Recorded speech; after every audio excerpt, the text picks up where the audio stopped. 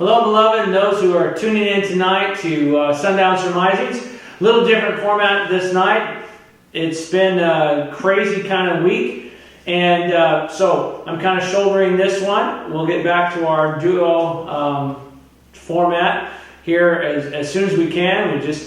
We've all been busy, and PJ has been busy, so we're going to bring that back in as we come to next week. I wanted to start this next session. We've kind of gone through the New Start, and we went through a bunch of those series of 8. If you missed any of those, check them out. They were really good. I think, obviously, it sounds a little, I suppose, strange to say that, bias-wise, but we want to look at some of what I call the pillars of the faith, particularly for Adventists. I'm not going to focus so much on some of the generic Christian ones, because those are fairly well cared for in lots of places, but this is going to be specifically tending to what are the Seventh-day Adventist Christian foundational truths. Truths that are so rock-bottom foundation for the Seventh-day Adventist Christian faith. Seventh-day Adventists are Christians, if you don't know that. And we believe in the Trinity. We believe in Jesus Christ as the only way through which man might be saved, as Acts 4 kind of tells us. That He came down, God Himself becoming incarnate to become flesh, that we have seen and handled and heard, and He lived and dwelt among us. He died and rose again, and that process, His life, that dying, that rising again, whether we understand it completely as some sort of soteriology, that's a fancy theologian term for salvation, study of salvation. I'll try to steer clear of some of those. It's just my background. But I want to make it clear that something in what Christ did, if I could boil it down, makes it possible for us as humans to move from this reality that we know to a greater reality that we've been called to re-establish, in fact, on this earth, a new heaven, a new earth, as God intended in Revelation and Isaiah 66 talk about. We're going to look at that. I'm going to start sort of at the end. It's kind of like turning to the back of the book and reading how it all ends. And that's what we're going to start with tonight. We're going to look at one verse, one word, to open it all up. And that's going to be from Revelation 1:1. All right? I'm going to read from Revelation 1:1. If you have a paper book, great. If not, follow along, get an electronic one. And I'm just going to read Revelation 1:1, which is, I think, key to understanding how this whole book, this Bible, works. For John is on the island of Patmos, and he receives this vision, and this is how he starts. Revelation 1. The revelation of Jesus Christ, which God gave to him to show to his servants things which must shortly come to pass. And he sent and signified by his angel unto his servant John. So John gives us lineage that God the Father has something that He gives God the Son to pass on through His angels to John, and he's going to tell us about things that are going to happen. That's kind of how the verse lays it out. And what I want to focus on is that word that in the original Greek is what gives it its name, apocalypsis, or apocalypsis, depending on your pronunciation. And I want to look at just that word tonight as an open door that'll help us understand all the rest of Scriptures. For the word in Greek being used here is a noun. It's a feminine noun, but it's derived from, its etymology is from a verb, and it means to unveil. Or the word is apocalypto, and we're going to break that down even farther. I think it's really important to understand etymologies. What etymologies are is when a writer has an idea and you are saying a word, you have in your mind sort of a feeling, a context that you want to say. The word apocalypsis, coming from the verb apocalypto, has its etymology in two words, apa and klypto. You can kind of hear that, right? Apocalypto, apa, klypto, right? Apa is what you would say a relational word. It means, it's giving a relation like from something.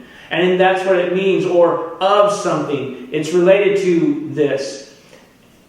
It is connected to the word klypto, or klepto, not klypto. And that means to hide, or something to hide. So So the word apocalypsis is from being hidden, from unhidden. And what that's literally kind of what it means. It means to have something that may have been hidden or tucked away and to unveil it. That's really why it comes across, we call it revelation. When we say something, the big secret's revealed, when the magician reveals his secrets, it's been unhidden.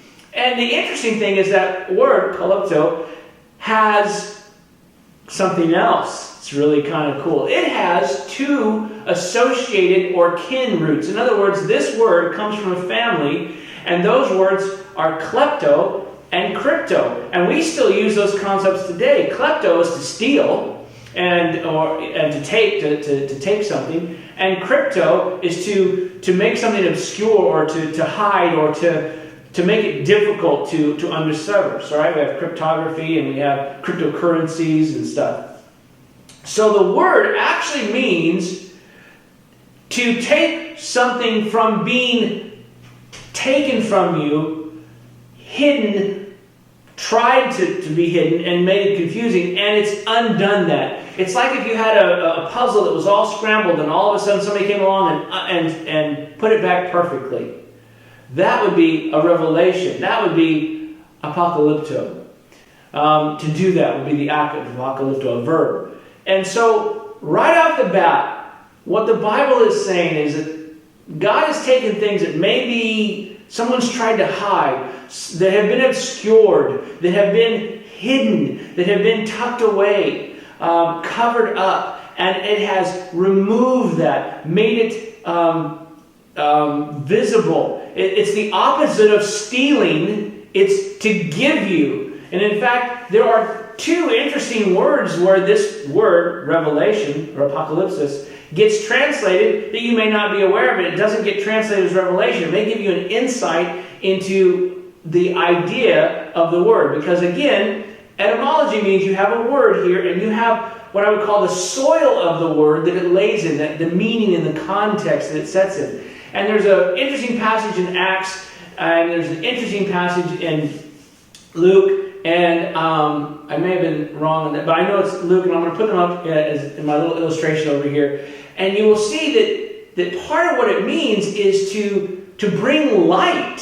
In fact, one of the prophecies as it's translated in the New Testament, it says, and he will be a light to the Gentiles.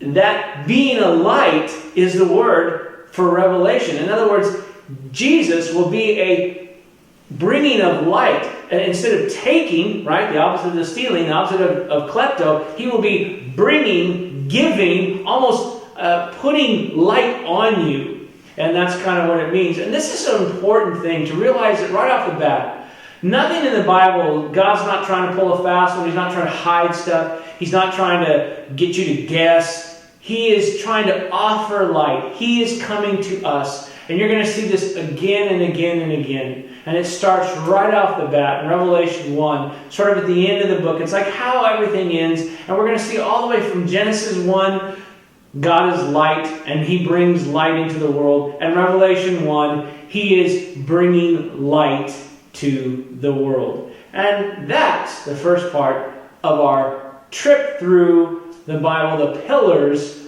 of the Seventh-day Adventist Christian faith. And that's what we're going to look at over the next several weeks, maybe a couple months, the foundational pillars that make up some of the key beliefs of Seventh-day Adventist Christianity. One of them being that God is a God of light, who brings only goodness and truth to come and to give it to us. Not to take away, not to run away. We can count on him. We can trust him. He is a God who reveals himself, and his revelation of himself is a blessing. All right? Hey, thanks for joining us tonight. And again, we look forward to seeing you next week. This was episode 43, March 12. Next week, March 19, we're actually on break. We'll see if I can get something going. And then we're actually on break for the next week and a half, so we'll miss 2 Fridays in a row. But I'm going to see if I can put something up. So if you decide to tune in and catch Sundown Surmisings, there'll be something waiting for you. Look forward to seeing you then. Join us. Bye.